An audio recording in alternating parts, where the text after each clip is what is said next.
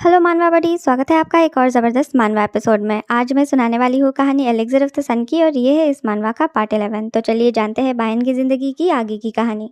कॉन्कुबाइन ईतेम कहती है कि उसने तो सुना था कि बायन के यहाँ काले कपड़ों वाले गार्ड्स हैं, लेकिन अभी वो सब कहीं दिखाई नहीं दे रहे। शायद कॉन्कुबाइंस की कन्वीनियंस के खातिर वो आज के लिए रिटायर हो चुके हैं। तभी वो सब देखती है कि वहाँ एक और कैरियज भी आ चुका है और ये है सामा ह्योन का कैरियज। वो आज फिर एक नए कैरियज को लेकर आई है। कॉन्कुबाइन हानबिया कहती है कि सामा के पास आखिर इतना पैसा आता कहाँ से है। उस दिन बायन के साथ हुए हादसे के बाद तो सारे नोबल्स ने उन तीनों का साथ पूरी तरह से छोड़ दिया है। सामा ने खुद उनको उसके बगैर जल्द ही ना जाने को कहा था और अब वो खुद लेट है। ईतेम बताती है कि उसने सुना है कि अब भी कई सारे खबरी लड़के सामा के लॉज से आते जाते हैं, यानी कि उसका रेगुलरली नोबल्स के साथ इंटरेक्शन हो रहा है। हानबिया कहती है कि उसका नया कैरियर भी उसको ज़रूर वैसे ही मिला होगा। वो दोनों सामा की बुराइयां कर रही है और करण बस चुपचाप वहाँ नकाब पहन खड़ी है।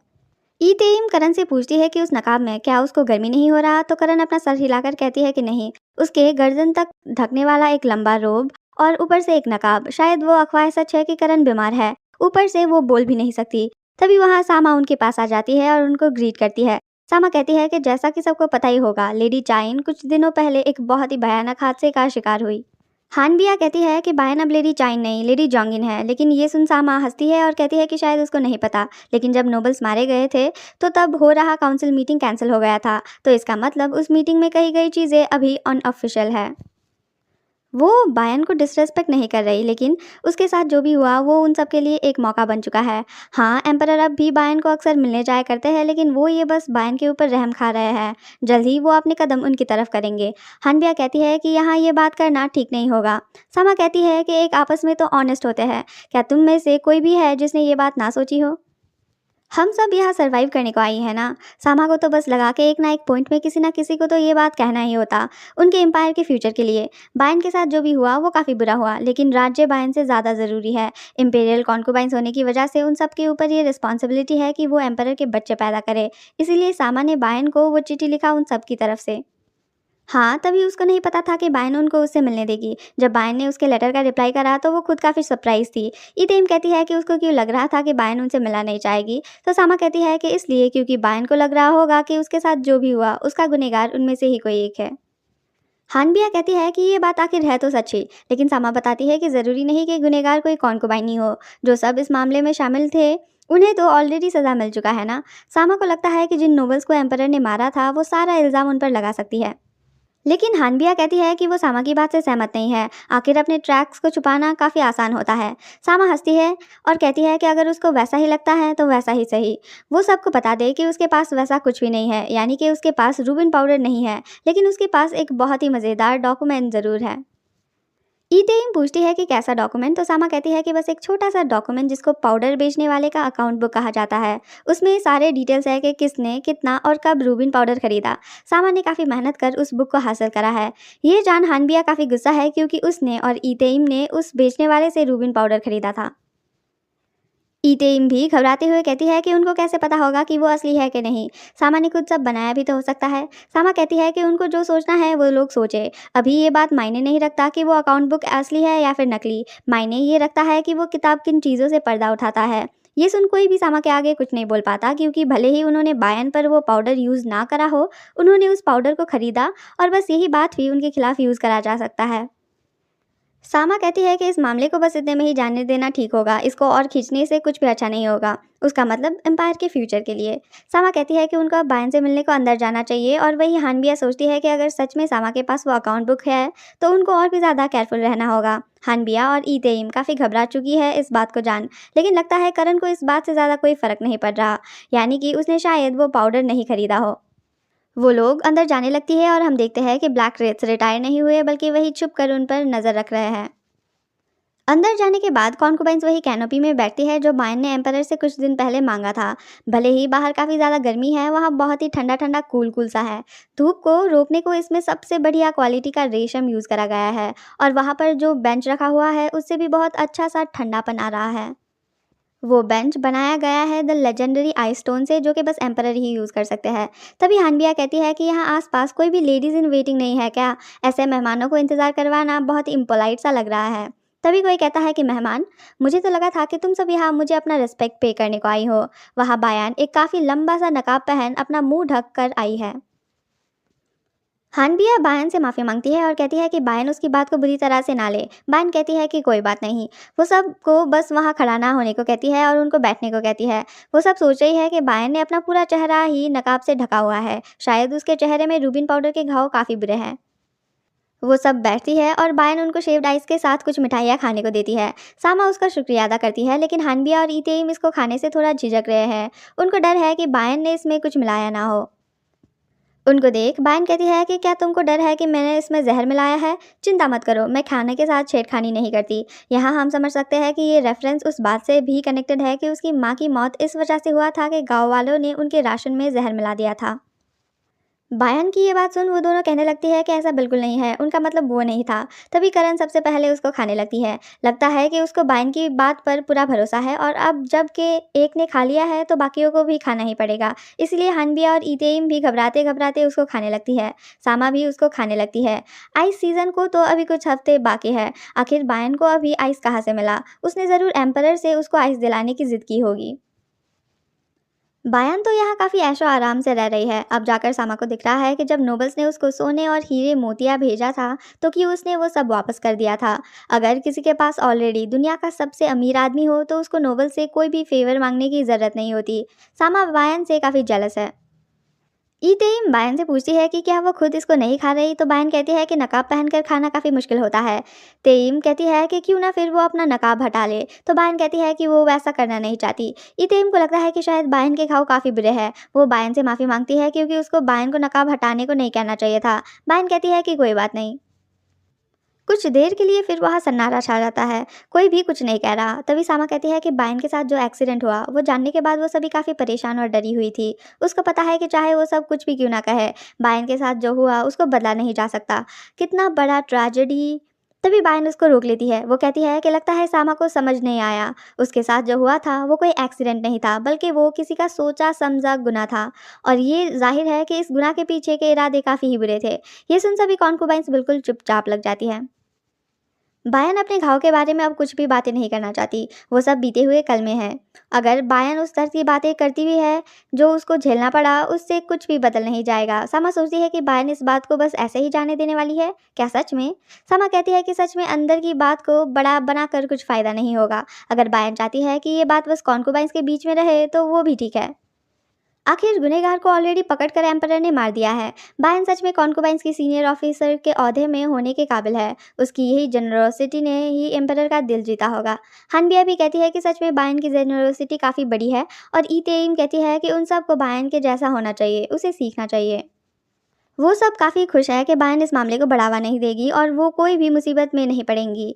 बायन उनसे पूछती है कि उनका उसके साथ आज मिलने का काम क्या था, तो सामा कहती है कि जिस वजह से वो आज बायन को मिलने आई है, वो बायन की प्रमोशन की वजह से उसको ऑफिशियल रिस्पेक्ट पे करना तो है ही, लेकिन वो बायन के साथ कॉन्कुबाइन्स के रैंक में हो रहा अब नॉर्मल सिचुएशन के बारे में भी बात करना चाहती है। बायन उसको आगे का बताने को कहती है। सामा कहती है कि एम्पायर के कई सारी कॉन्कुबाइन्स हैं, लेकिन अब भी उनके वारिस की कोई खबर नहीं है। ये बात एम्पायर के फ्यूचर के लिए बुरा है। किसको पता कि कब कोई दूसरा राजगद्दी को हड़पना चाहे। ऐसा ना होने देने को एक वारिस का जल्द ही पैदा होना ज़रूरी है। इससे एम्परर की लाइन को स्टेबिलिटी मिलेगा। बायन सोचती है कि क्या ये सब सच में एम्परर की फिक्र कर रही है या फिर ये भी इनके पावर गेम्स का हिस्सा है। सामा कहती है कि कॉन्कुबाइन्स के ऊपर वो भारी रिस्पॉन्सिबिलिटी होती है एम्परर के वारिस को जन्म देने का। ये उनका ड्यूटी भी है और राइट भी। वो बायन को उनकी ड्यूटी पूरी करने में उनकी मदद करने को कहती है।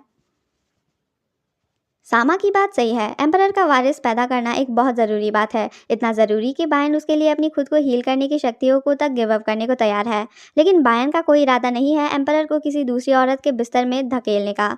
सच कहा जाए तो बायन को तो ये बात तक नहीं पसंद कि एम्परर की कई सारी कॉन्कुबाइन्स है। बायन पूरी तरह से बस उनकी है, तो फिर वो क्यों उनको किसी दूसरे के साथ शेयर करे? बस इसलिए क्योंकि वो एम्परर है? इसलिए कि उनको वारिस पैदा करना ही होगा। इतिहास गवाह है कि अगर ज़्यादा वारिस हो एम्परर के तो राज्य में परेशानियां भी ज़्यादा ही होती है, स्पेशली तब जब वो बच्चे अलग अलग माँ के कोख से जन्म ले। तब इंटरनल कॉन्फ्लिक्ट भी ज़्यादा होता है और इम्पीरियल पावर कमज़ोर पड़ जाता है। कई सारे हिस्टोरियंस ने पॉइंट आउट करा है कि कॉन्कुबाइन सिस्टम कितना ख़राब है। आखिर धन क्यों इसको बदलने की कोशिश नहीं करते। शायद बायन ने कुछ ज़्यादा ही किताबें पढ़ ली, इसलिए अब उसको उन चीज़ों को एक्सेप्ट करने में भी दिक्कत होती है जो पहले उसके लिए नॉर्मल हुआ करते थे। बायन ने उन सब की बात तो सुन ली, लेकिन ये सब बायन को क्यों बताना? बायन का उस बात में कोई अथॉरिटी नहीं है। सामा कहती है कि उसके पास वो अथॉरिटी है। एक हिसाब से वो भी अब एम्परर के ऑफिसर्स में से एक है। इसका मतलब उसको एम्परर को एडवाइस देना चाहिए जब वो कुछ गलत कर रहे हैं या फिर जब उनको एडवाइस की ज़रूरत होगी। बायन सोचती है कि ये बात बिल्कुल सच है। जब बायन को लगता है कि कोई बात गलत है, वो सोचती है कि वो खुद तो उस बात को नहीं बदल सकती, क्योंकि उसको लगता है कि उसके पास कभी वो पावर नहीं होगा। बायन कहती है कि सामा ने उसको इंस्पिरेशन दी है। वो सामा को थैंक यू कहती है। यहाँ सामा सोच रही है कि बायन एम्परर को दूसरी कॉन्कुबाइन के साथ सोने का एडवाइस देगी, लेकिन बायन के दिमाग में ये चल रहा है कि वो एम्परर को कॉन्कुबाइन सिस्टम हटाने का एडवाइस देगी। ये बात सच है कि एम्परर के बच्चे पैदा करना एक बहुत ही ज़रूरी बात है, और ये भी सच है कि बायन एक ऐसे पोजीशन में है जहां वो एम्परर को अपना ऑनेस्ट एडवाइस दे सकती है। वो उनको बता सकती है कि उसको क्या सही लगता है और क्या गलत। बायन इस बात से भी सहमत है कि कॉन्कुबाइंस के ड्यूटीज़ और राइट्स को फॉलो करना चाहिए, कम से कम तब तक जब तक लॉज नहीं बदल जाते। यहाँ बायन कह रही है कि जब तक कॉन्कुबाइन सिस्टम कानून से हट नहीं जाता, तब तक कॉन्कुबाइंस को अपना ड्यूटी निभाना होगा। लेकिन क्योंकि बाकियों को नहीं पता कि बायन के दिमाग में क्या चल रहा है, वो उसकी ये बात नहीं समझ पाती। बायन कहती है कि लेकिन अच्छा, फसल उभाने को खेतों से पत्थर और वीड्स हटाना पड़ता है फसल को लगाने से पहले। यानी कि वो लोग अपना ड्यूटीज़ और राइट्स की बात करें उससे पहले भी कुछ चीज़ें हैं जो उनको करना होगा। ईतेम पूछती है कि बायन ये किस बारे में बात कर रही है, तो बायन कहती है कि एक सीनियर कॉन्कुबाइन होने के नाते सभी चीज़ों को वापस उनकी जगह में लाने को मैं अब तुम सबको एक कमांड देती हूँ। हमारे बीच एक ऐसा है जिसको कॉन्कुबाइन के पोजीशन से हटाना ज़रूरी है। ये बात सुन सामा के होश उड़ जाते हैं और वो घबरा जाती है। बायन फिर कहती है कि तुम सबको उसको पकड़ना होगा जिसने फॉरबिडन रूबिन पाउडर को पैलेस के अंदर लाया और एम्परर की कॉन्कुबाइन के ऊपर उतना डरावना हमला करने का हिम्मत करा। जब ये करने वाली कॉन्कुबाइन पकड़ी जाए, उसके बाद ही बायन उनकी सजेशन को कंसिडर करेगी। यानी कि अगर वो सब उस गुनहगार कॉन्कुबाइन को नहीं पकड़ते तो एम्परर उनके साथ नहीं सोने वाले। सामा कहती है कि लेकिन बायन ने तो कहा था कि वो इस मामले को नहीं बढ़ाना चाहती। तो बायन कहती है कि उस गुनहगार को लेकर जो भी उसके पर्सनल फीलिंग्स है वो उनको तो जाने देगी, लेकिन एम्परर के पैलेस के अंदर वो किसी गुनहगार को खुलेआम घूमने तो नहीं दे सकते ना। इतेन पूछती है कि ये काम बायन उनसे क्यों करवा रही है, तो बायन कहती है कि अभी अभी तो उन्होंने खुद कहा कि कॉन्कुबाइंस के बीच जो होता है उसका ख्याल भी उनको अपने बीच में ही रखना चाहिए। या फिर क्या वो चाहते हैं कि बायन ये बात सीधे एम्परर से जाकर करे? ये आइडिया भी अच्छा तो है। वो लोग कहती है कि उनको सच में इस मामले के बारे में कुछ नहीं पता। बायन कहती है कि वो नहीं कह रही कि उनको उसे अभी के अभी कुछ बताना होगा, बस अगर फ्यूचर में भी उनको बायन से कुछ चाहिए होगा तो उनको पहले बायन को इस बात का रिजल्ट लाना होगा। बायन फिर उठती है और उनको वहाँ से जाने को कहती है। वो सब बायन का फैसला बदलने की कोशिश करते हैं, लेकिन बायन उनकी नहीं सुनती। वो कहती है कि एक और बात, उसका ऑफिस जोंगिन का है, चाइन का नहीं, भले ही वो सब इस बात को एक्सेप्ट करना चाहे या नहीं। उन सब के जाने के बाद सुयन कैनोपी में साफ सफाई कर रही है। बायन को उन सबको सबक सिखाते देख सुयन काफ़ी खुश है। बस कुछ वक्त पहले बायन लेटर्स भी नहीं जानती थी और अब वो कितने अच्छे से अपनी बातों को रख पाती है। शायद ये सब इसलिए है क्योंकि वो बहुत ही ज़्यादा पढ़ाई करती है। तभी मोगवा वहाँ आती है और सुयन को बताती है कि वहाँ कोई विजिटर आया है। सुयन पूछती है कौन। वो मुड़कर देखती है और वहाँ कॉन्कुबाइन करण खड़ी हुई होती है। सुयन करण से पूछती है कि वो किस मामले से वापस आई है, तो करण अपने हाथों के इशारों से उसको कुछ बताने की कोशिश करती है, लेकिन सुयन को साइन लैंग्वेज नहीं समझ आता। वो करण से पूछती है कि क्या वो फिर से बायन से मिलने को आई है, तो वो अपना सर हिलाकर कहती है कि हाँ। सुयन उसको मना भी नहीं कर पा रही क्योंकि इतनी शांत खूबसूरत लेडी को वापस भेजने को उसको बुरा लग रहा है। वो करण को वहाँ इंतजार करने को कहती है। सुयन जाकर बायन से पूछेगी कि वो करण से मिलेगी या नहीं। करण काफ़ी खुश है कि सुयन उसको सीधे वापस नहीं भेज रही। कुछ ही देर बाद बायन वहां आती है। उसको देख करण मुस्कुराती है, लेकिन बायन कंफ्यूज होती है कि आखिर करण के इरादे क्या है। बायन कहती है कि अच्छा हुआ कि करण खुद ही उससे मिलने आ गई। कुछ सवाल है जो बायन उससे पूछना चाहती है। वो सुयन को एक पेपर और ब्रश लेकर आने को कहती है। सुयन भी तुरंत उसके लिए पेपर और ब्रश ले आती है। बायन कहती है कि तुम क्यों वापस आई हो, क्या तुमने ऑलरेडी गुनहगार का पता लगा लिया? ये सुन करण हंसती है और फिर कुछ लिखने लगती है। उसका लिखा हुआ देख बायन काफ़ी शॉक रह जाती है। करण ने लिखा हुआ होता है कि what if I am here to confess. ये पढ़ अब बायन उल्टा ही हंसने लग जाती है। करण लिखकर बायन से पूछती है कि वो क्यों ऐसे हंस रही है, तो बायन कहती है कि वो इसलिए हंस रही है क्योंकि करण गुनहगार नहीं है। करण को ये देख पता चलता है कि बायन को उसके ऊपर बिल्कुल भी शक नहीं है। वो ये करण को टेस्ट करने को नहीं कह रही, उसे सच में पता है कि वो काम करण ने नहीं करा है। करण पूछती है कि बायन इतना श्योर कैसे हो सकती है, तो बायन बताती है कि बैंकेट के दिन करण ने उसको एक नोट भेजा था जिसमें एक सवाल लिखा हुआ था। अगर उसको उसका जवाब चाहिए तो वो बायन को चोट नहीं पहुंचाएगी। करण कहती है कि हो सकता है उसको बायन के जवाब का इंतजार ही ना हो। तो बायन कहती है कि अगर वैसा होता तो करण ने उस बात को उस तरीके से नहीं लिखा होता। करण चाहती थी कि बायन उसको रिप्लाई करे। वो फिर पूछती है कि बायन को ऐसा क्यों लगता है। बायन कहती है कि ये बस उसका एक फीलिंग है शायद। कुछ ऐसी तरह के राइटिंग्स होते हैं जो कि बस इन्फॉर्मेशन को कम्युनिकेट करते हैं। वो बस फैक्ट्स को लिस्ट आउट करते हैं और पढ़ने वाले में कोई रिस्पॉन्स नहीं जगाते। बस पढ़ने वाले को बताते हैं कि बात ऐसी है। ये नहीं पूछते कि उनका इसमें क्या ख्याल है। बायन को लगता है कि इस तरह के किताब बोरिंग होते हैं। वैसे किताबों का कंटेंट अच्छा भी क्यों ना हो, अगर वो किताब पढ़ने वालों में कोई रिस्पॉन्स नहीं जगाते तो उनका कोई काम नहीं। लेकिन प्रॉब्लम यह है कि उस तरीके से लिखना बहुत ही आसान होता है। जब बायन खुद लिखने लगी तब उसको पता चला कि छोटे लेकिन इफेक्टिव सेंटेंसेस लिखना कितना मुश्किल होता है। वैसे लिखने को बहुत ही वक्त लगता है, भले ही वो छोटा हो। बायन को यकीन है कि करण ने भी उस नोट को लिखते वक्त वैसा ही करा था। करण कहती है कि बायन सही है। कोई भी बस एक रैंडम नोट लिखने को उतना वक्त नहीं लगाता। उसने वो नोट लिखा था कि बायन उसका रिप्लाई दे। इसका मतलब करण गुनहगार नहीं है। बायन की बात सुन करण खुश होती है और वो हंसती है। वो लिखती है कि बायन बिल्कुल सही है, वो गुनहगार नहीं है, लेकिन वो बायन की उस गुनहगार को पकड़ने में मदद ज़रूर कर सकती है।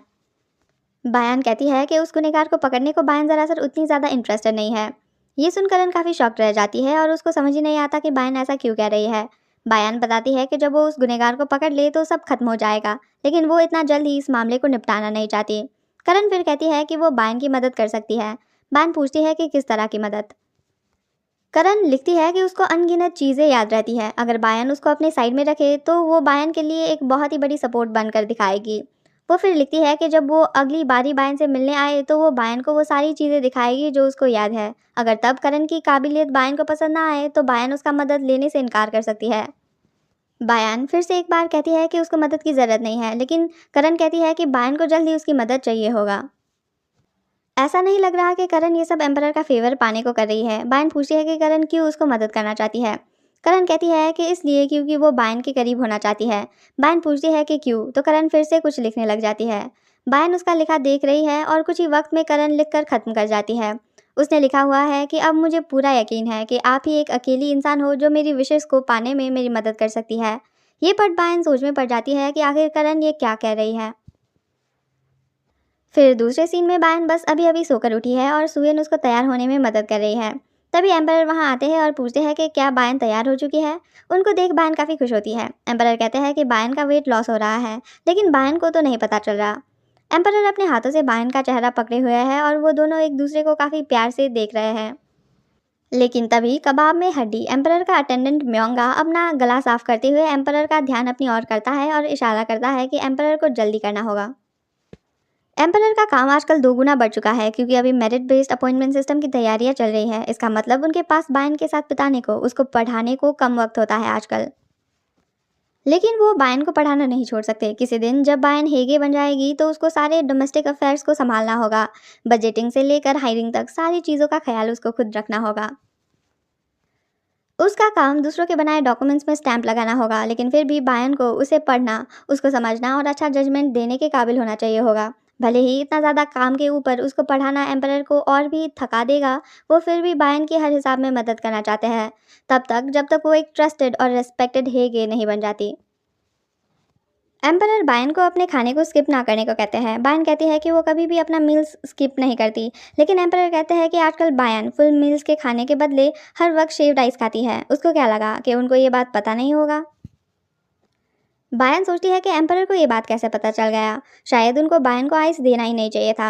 एम्परर फिर बायन का मुंह पकड़ लेते हैं और उसके करीब जाते हैं। वो बायन की होठों को काट देते हैं। बायन को इससे दर्द होता है।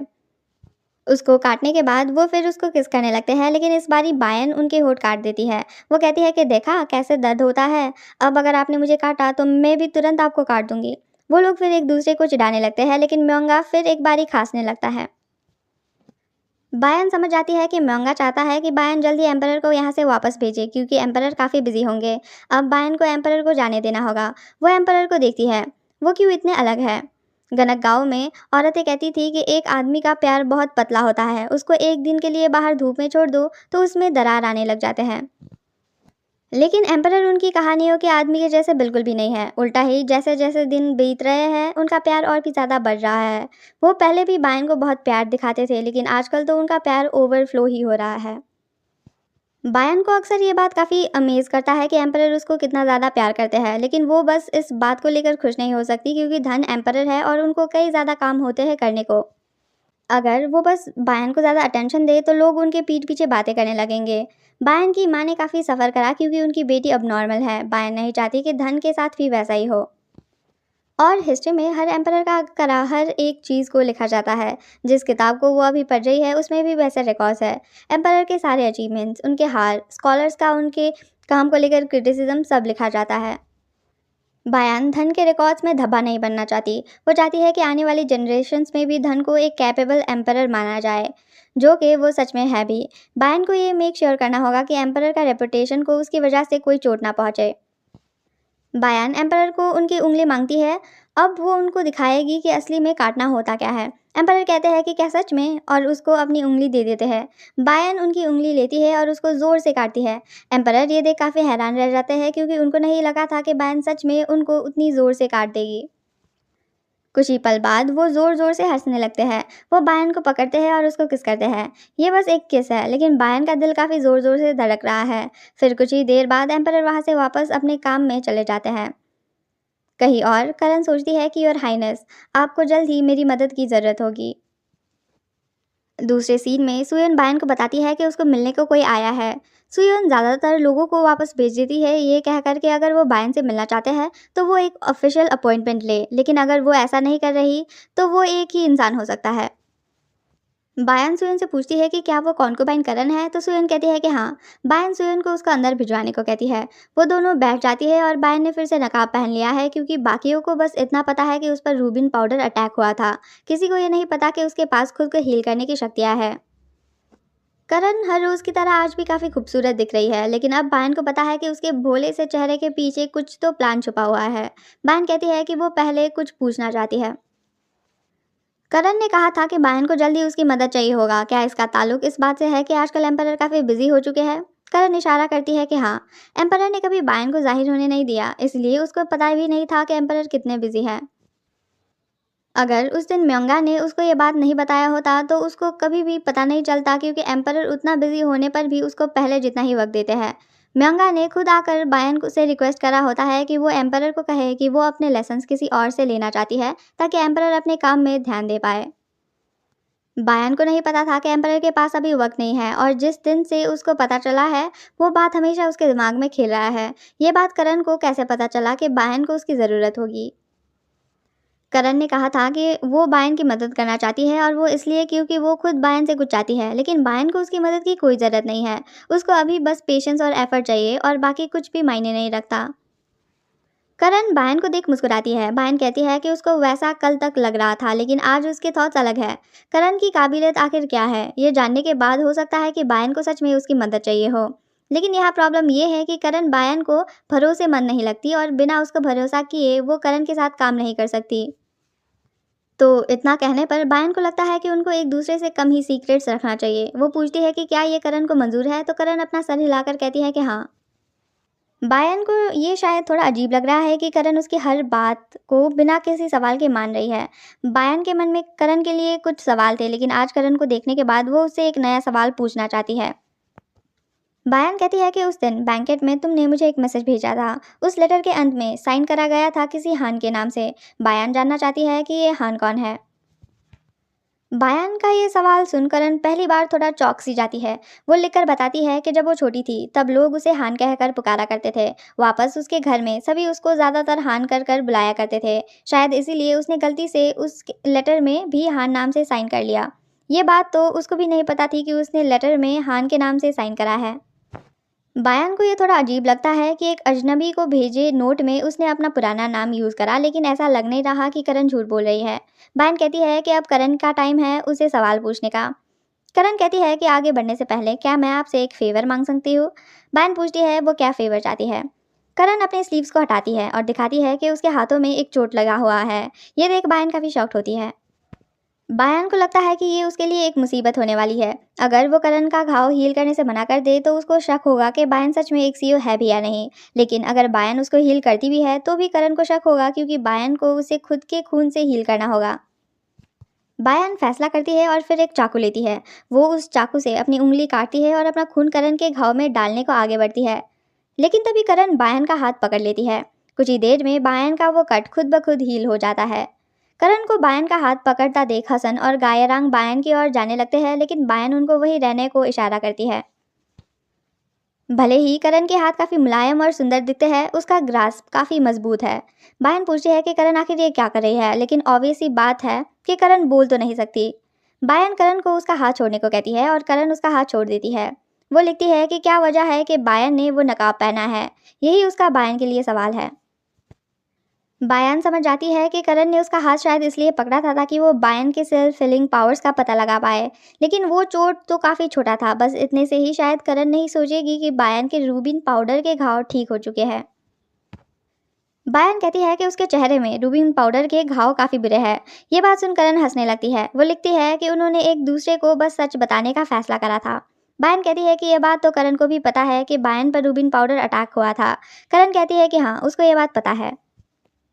बायन कहती है कि तो फिर उसको उस पाउडर के भयानक साइड इफेक्ट्स के बारे में भी पता होगा। करण लिखती है कि हाँ। बायन कहती है कि अगर करण को इतना सब पता है तो फिर वो उससे ऐसा सवाल कैसे पूछ सकती है।